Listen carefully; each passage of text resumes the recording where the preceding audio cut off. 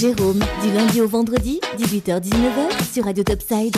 Et on vous l'avait promis, ils sont là. On va parler ce soir nature, paysage, patrimoine et bien sûr gastronomie avec nos invités en studio. Nadine Cézal, bonsoir Nadine. Bonsoir Jérôme. Et puis bonsoir à notre ami Sébastien de l'association Camina Mangia. Bonsoir Sébastien. Bonsoir, merci, bonsoir à tous.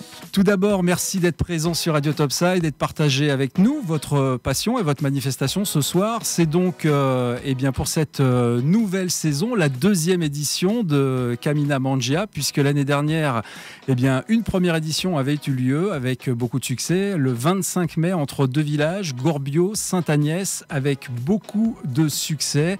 Nous ont commenté nombreuses personnes, notamment sur vos réseaux sociaux, sur votre compte Facebook et tous ceux qui sont autour. Alors, beaucoup de succès dû à quoi, les amis ? En fait, on mange, on marche, on rigole, on boit. On voit des beaux paysages, on espère qu'il y aura le soleil, parce que pour l'instant on ne sait pas ça, mais on est sûr que toute la pluie qui tombe maintenant, elle ne sera pas lieu ni au mois de mai ni au mois de juin. Donc voilà, le soleil, le beau temps, bien manger, et puis du coup ça attire le monde, c'est familial, c'est pas trop difficile, et puis c'est par équipe, donc les gens s'appellent, ça parle, et voilà. Ça fait le buzz. Cette année, c'est donc à Castellar qu'elle aura lieu le dimanche 3 juin et une troisième est peut-être prévue et déjà annoncée d'ailleurs sur votre site internet le dimanche 7 octobre à Sainte-Agnès. Alors comment s'est organisée cette journée ? Comment ça s'organise ? Alors, les deux, c'est différent, Castellar et Sainte-Agnès. La première, le 3 juin. Donc là, tous les gens, ils peuvent aller voir il y a un site internet qui est consacré, où il y a toutes les informations. Donc, on peut s'inscrire directement en ligne. Il n'y a même pas de démarche à faire envers nous. C'est comme une billetterie au cinéma. On s'inscrit, on paye et puis on participe. Et en fait, les gens participent par équipe. Alors, soit c'est des individuels que nous, on regroupe par type de population. Si c'est des familles, on les met avec des familles. Si c'est des personnes sportives, on les met avec des personnes sportives. C'est des équipes de 8 à 20 personnes qui vont partir toutes les 3 à 4 minutes, qui sont équipées d'un roadbook qui va leur décrire tout le parcours, avec aussi un verre autour du cou, avec marqué avec tous les sponsors dessus. C'est sympa aussi de voir les partenaires qui vont participer à cet événement. Et ils ont aussi, bien sûr, un petit camembert. Alors, on appelle ça les camemberts, c'est quelque chose qu'ils vont faire poinçonner, qu'à chaque atelier, où ils vont faire des dégustations des produits locaux. Ils vont pouvoir se faire passer une fois pour déguster ce qu'il y a à ce moment-là à manger tout le long de la journée. Ça part du petit déjeuner aux petites mérendas qui est en plein milieu de la matinée, mais aussi le repas de midi et les dégustations d'après-midi et bien sûr le dessert à l'arrivée dans le village. Donc toute la journée on mange et on fait 10 km pendant ce parcours. Voilà, je tiens à préciser qu'il y aura plus de 15 stands de dégustation. D'accord. Alors on a vu un petit peu sur les photos et puis pour ceux qui en ont déjà l'habitude que en fait ce sont principalement des produits locaux que l'on découvre, des choses qui sont faites maison par des gens du grand public, participants ou non, et puis quelques professionnels dans les villages aussi. Ce sont les gens du village eux-mêmes, les artisans, les commerçants du village qui vont préparer les mets à déguster. Alors vous restez avec nous, des questions qu'on va vous poser et que se posent les auditeurs évidemment et sur lesquelles vous allez répondre. On fait une courte pause musicale, on va se faire 2 petits titres histoire de se détendre un peu. Vous restez avec nous évidemment, on parle de cette association Camina Mangia. Ça nous donne déjà faim, c'est presque l'heure de l'apéritif à 18h passé de 11 minutes. Vous restez avec nous sur Radio Topside pour participer à cette heure dans cette émission Parlons-en où nous parlons de la nature et des gourmandises. À tout de suite. Radio Topside. Vibration musique.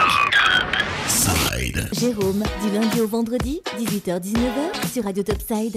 Un peu déstabilisé puisque quand on parle hors antenne, on parle un petit peu de tout, de la pluie et du beau temps. En tout cas, nous sommes avec nos invités et c'est avec beaucoup de plaisir que nous recevons aujourd'hui cette association Camina Mangia. Alors cette association est orchestrée par nombreux acteurs, principalement Sébastien et Nadine qui sont présents avec nous en studio ce soir. On a commencé cette émission en donnant de cours descriptifs de ce que vous faites avec cette association. Manger, se promener, se balader, cette idée, d'où vient-elle exactement ? Alors l'historique, en fait, on n'a rien inventé. En fait, ça vient des Italiens. Alors, d'ailleurs, je salue nos amis italiens. C'est un concept en fait qui va combattre le fast-food. En fait, on va partir sur du slow food, prendre son temps de manger. Et prendre son temps de manger, c'est prendre le temps de déguster, c'est prendre le temps aussi de voir les endroits où les produits y poussent. Et donc, c'est le slow food. Et ils ont monté un concept qui vient du Piémont et qui a été surtout développé en Ligurie.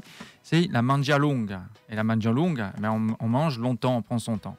Donc moi, comme je suis accompagnateur en montagne, donc depuis 25 ans, je fréquente beaucoup la Ligurie, les Cinque Terre, aussi Portofino, les Alpes Ligures, et un peu le Piémont. Et c'est vrai que j'ai déjà participé à ces mangia lunga, et je me suis dit, mais c'est génial de pouvoir promouvoir les produits des villages, promouvoir le boulanger, promouvoir le maraîcher, promouvoir l'association.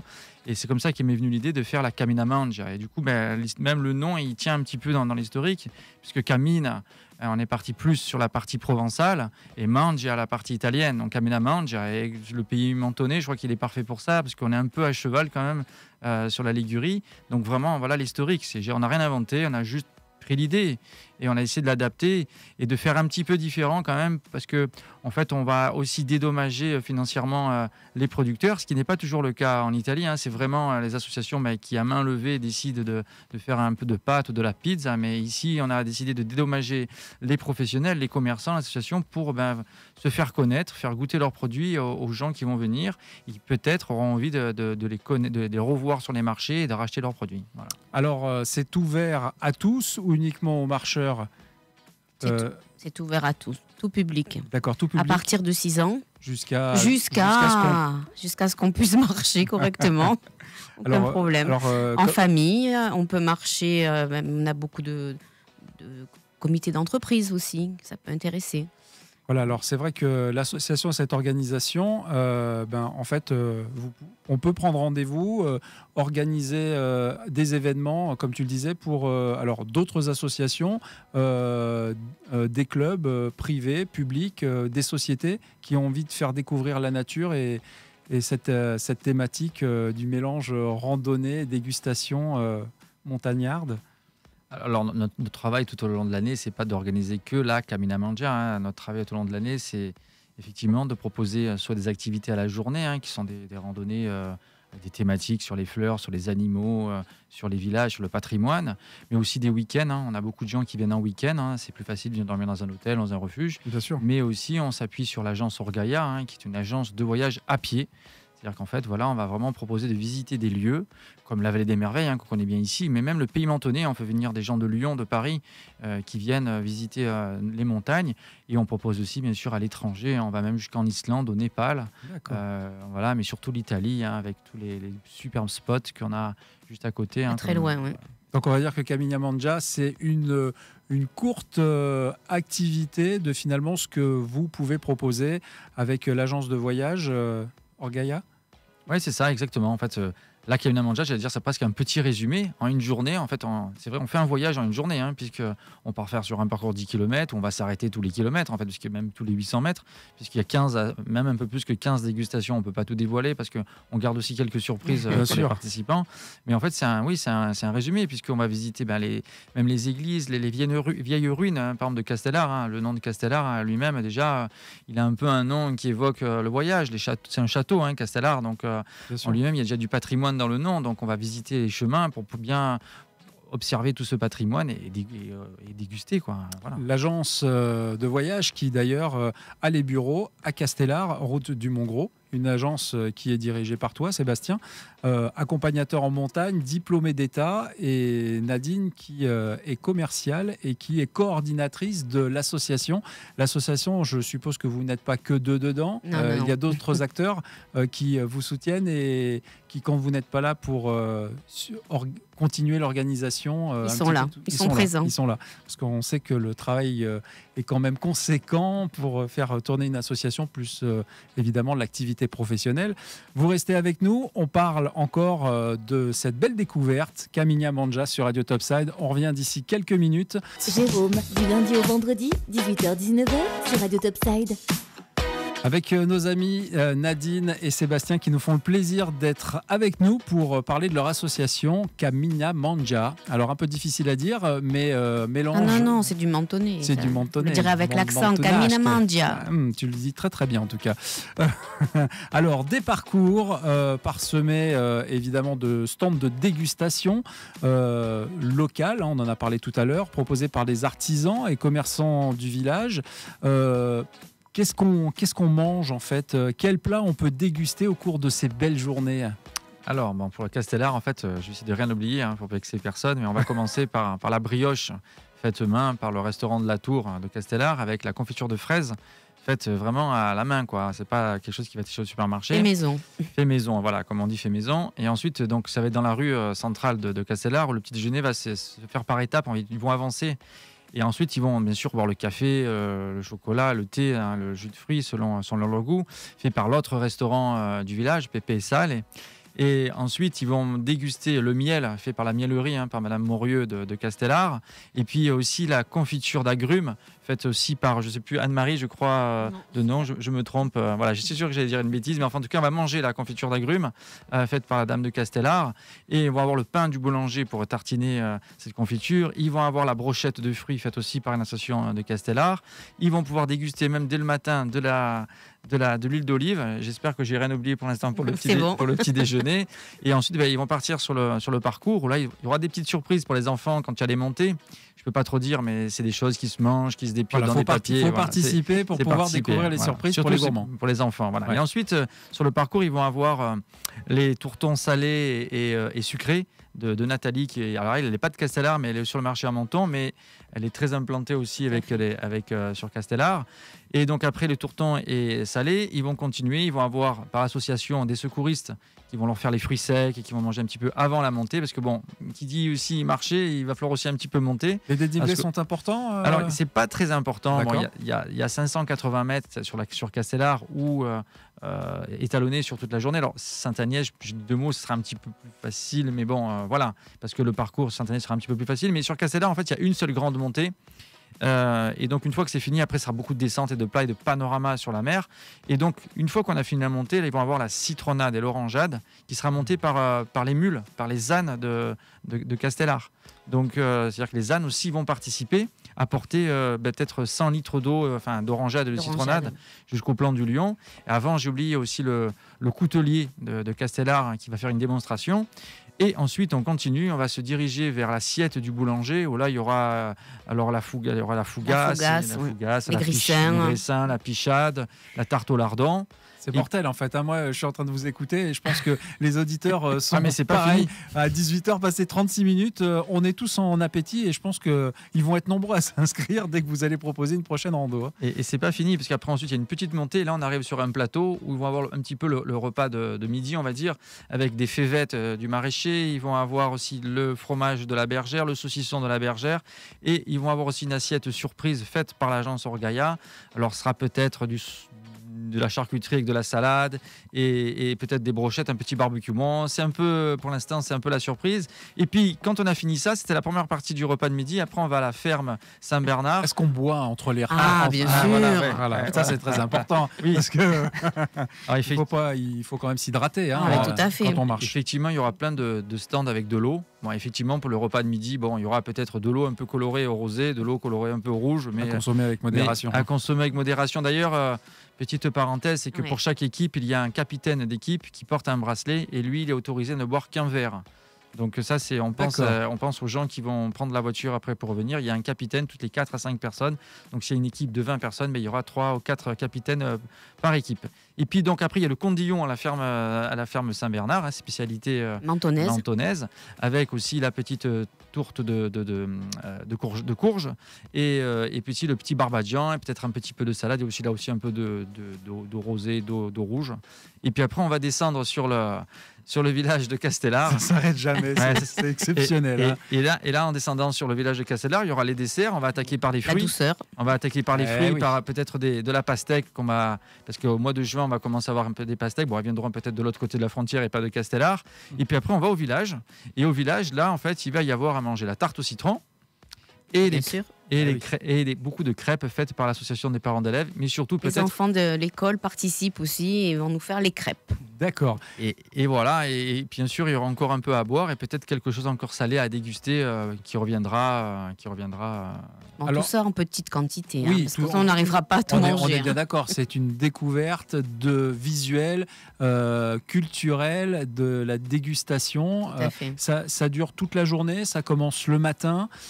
Jusqu'au soir, comment c'est organisé? C'est pas une compétition, on prend le temps que l'on veut. On marche à l'allure que l'on veut, on mange quand on veut, c'est libre. C'est libre. Ça va commencer à 8h30. En fait, c'est un départ par équipe. Toutes les 3 à 4 minutes, il y a une équipe qui part, une équipe constituée de 8 à 20 personnes. Alors, ça va dépendre le nombre final d'inscrits, mais toutes les 3 à 4 minutes, ça commence à 8h30 et les départs devaient s'arrêter entre 11h et 11h15. Échelonnés donc sur plus de 2h30 en fait. Voilà. D'accord. Un équipement particulier dont on a besoin pour des bonnes chaussures. Oui. On aimerait bien que les gens aient une petite bouteille d'eau avec eux pour éviter d'acheter trop de bouteilles d'eau en plastique. Parce que l'idée, quand même, c'est pas de jeter du plastique, de consommer du plastique. C'est aussi d'éviter un petit peu de trop gaspiller. Donc que chacun vienne avec sa bouteille d'eau et qu'il la garde. Gourde. Parce qu'après, on fournit le verre qu'ils vont garder toute la journée, le verre souvenir. Et une casquette, s'il y a du soleil, il y a un petit sac à dos au cas où pour mettre leur petit kawaii. Mais en fait, rien d'exceptionnel. Rien d'exceptionnel en tout cas, une association qui elle reste exceptionnelle, vous ne bougez pas, on va se faire une petite pause musicale avec 2 titres et puis on reviendra pour parler encore de cette association Caminha Mangia. Je le dis peut-être pas très bien avec l'accent. En tout cas, vous m'avez donné faim et je pense qu'à nombreux de nos auditeurs aussi. Vous restez avec nous et puis si vous avez manqué un bout, eh ben, vous n'en raterez pas une miette puisque vous retrouverez le podcast audio et vidéo dans la soirée sur notre site internet et nos réseaux sociaux.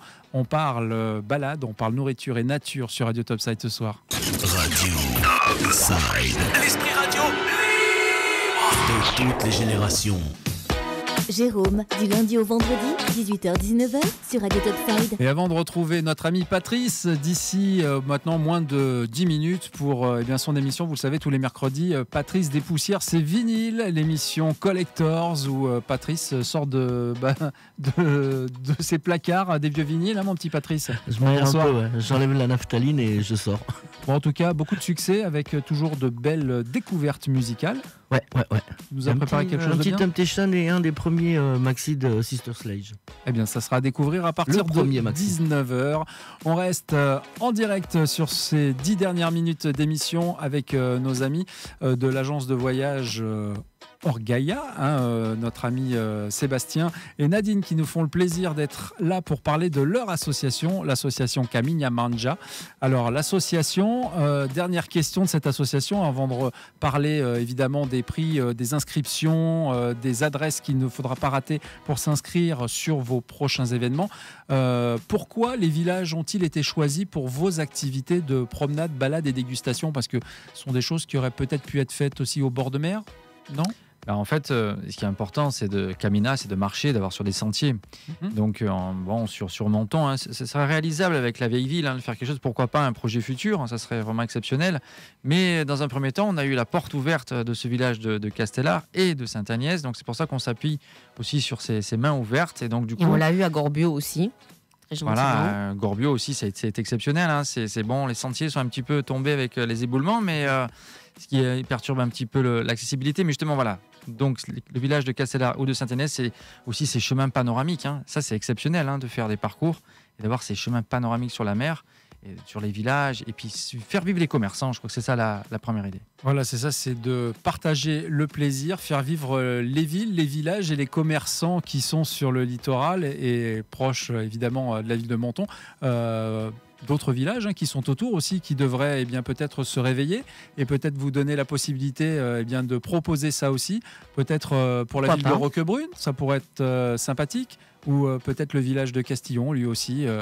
D'autres villages, villes qui nous écoutent et qui seront peut-être séduits par ce que vous nous avez dit ce soir.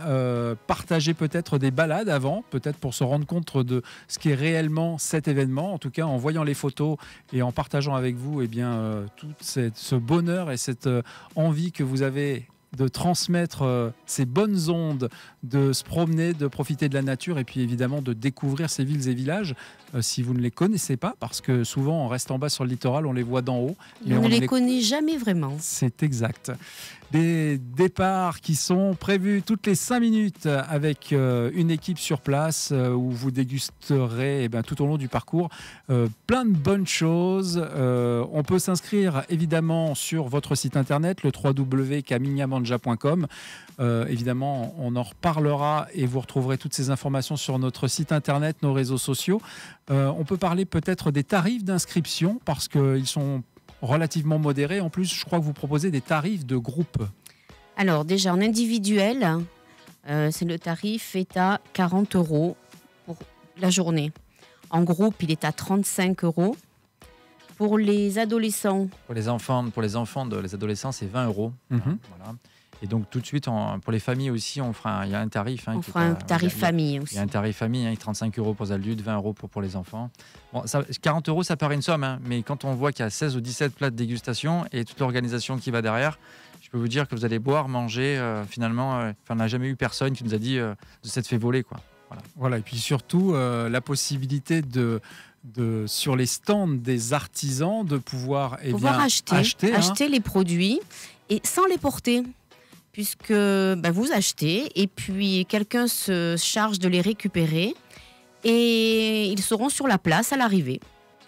Voilà, donc on peut acheter des produits frais, bien sûr. En fait, c'est une balade gustative et en plus de ça, on peut faire ses courses tout en se baladant. Exactement. Et puis, comme on mange et on déguste du début de la journée avec le petit déjeuner jusque finalement à la fin de journée. 4 heures. Oui, 4 heures. 4 heures. On va se régaler. La marche permet évidemment de consommer et de brûler tout ce que vous avez mangé. Ça reste quand même assez ludique au niveau de l'organisation. On mange, on boit et quand on a fini, on a déjà envie de se réinscrire pour la prochaine. Brûler tout, je suis pas sûr, parce qu'en fait, il y a beaucoup à manger. Il faudrait faire peut-être un deuxième tour, mais bon. En courant. Qu'est-ce qu'on peut vous souhaiter, les amis, pour les 2 prochains événements qui sont déjà annoncés les dates, peut-être de les rappeler déjà. Alors dimanche 3 juin à Castellar. Oui. Et puis le 7 octobre pour Sainte-Agnès. Mais par contre, par rapport à l'expérience de l'année dernière, c'est que les inscriptions, on va les limiter 10 jours avant, donc jusqu'au 25 mai pour le Castellar. Alors ça paraît fou, mais l'année dernière, on a été pris, c'est vrai ce que je vous raconte, on a été pris de court. C'est que les gens s'inscrivent bien sûr au dernier moment. Qu'est-ce que je vais faire le dimanche prochain ? C'est ça. Et on a dû refuser 150 personnes. Donc c'est énorme. N'attendez pas. Voilà, il y a 150 personnes qui se sont décidées du samedi au dimanche, et nous on a arrêté le vendredi soir. Donc du coup, on s'est retrouvé avec un site internet qui était plein de demandes, mais qu'on ne pouvait pas accepter malheureusement. À la bonne entendeur, évidemment, ces informations que le site camignamanja.com vous communiquera, et puis aussi leur page Facebook, et puis on retrouvera aussi toutes ces informations sur divers événements et divers médias qui relayeront, on l'espère, vos informations, parce que votre action est belle, elle est bonne, elle est saine, et en plus, c'est que du bonheur. Donc, merci de nous en avoir fait part. Et on se fera un plaisir de venir se balader et déguster toutes ces bonnes choses. Merci Nadine. Avec plaisir. Merci Sébastien pour votre visite. Merci beaucoup. Nos studios sont à votre disposition si vous avez d'autres événements à couvrir que l'on relayera avec grand plaisir. Merci Jérôme. Topside, la radio.